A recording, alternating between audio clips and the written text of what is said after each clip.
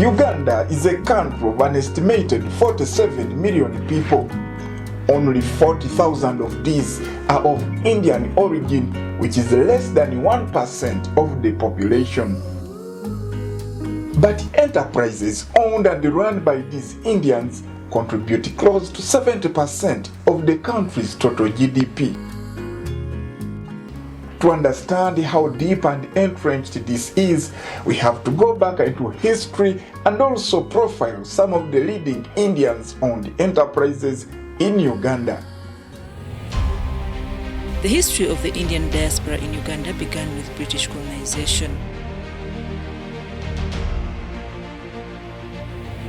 From the earliest days of colonial occupation, the British administrators made use of temporary Indian workers as well as mercenaries from the north of the subcontinent. It was the result of deliberate choices by the British administration between 1894 to 1962. They were brought to the Uganda Protectorate by the British to serve as buffer between Europeans and Africans in the middle ranks of commerce and administration. In 1895, a contingent of the 300 Punjabi troops from India regiment was sent to Uganda to join the colonial army. In 1897, Major MacDonald, commander of the colonial forces in Uganda, received 30 Sikhs recruited especially for Uganda. In the same year, another 150 troops were dispatched from India to Uganda. In 1898, 400 more troops found their way into Uganda. In addition, in the 1890s, 32,000 laborers from British India were brought to Southeast Africa under indentured labor contracts to work on the construction of the Uganda Railway. Most of the surviving Indians returned home, but 6,724 individuals decided to remain in the African Great Lakes after the line's completion. In subsequent years, new immigrants, mostly traders, settled in Uganda. As their businesses prospered, they called on their family and community relatives to send new immigrants from India in form of employees and associates. The Indian immigration in Uganda continued to be encouraged by the colonial officials. In the early 20th century, Commissioner Sir Harry Johnston said that he wanted Indians to play an intermediary role between Africans and Europeans.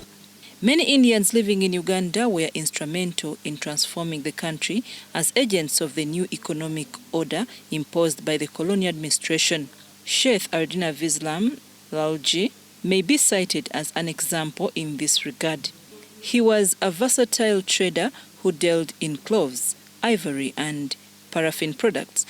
When the construction of the railway began, his business empire can be currently considered as the pioneer mode of chain stores because it soon exceeded 200 branches scattered in Eastern and Central Africa. Indians and persons of Indian origin play a key role in the Ugandan economy in the manufacturing, trade, and service sectors. Indian businesses employ thousands of Ugandans and contribute at least 62% to Uganda's tax revenue annually.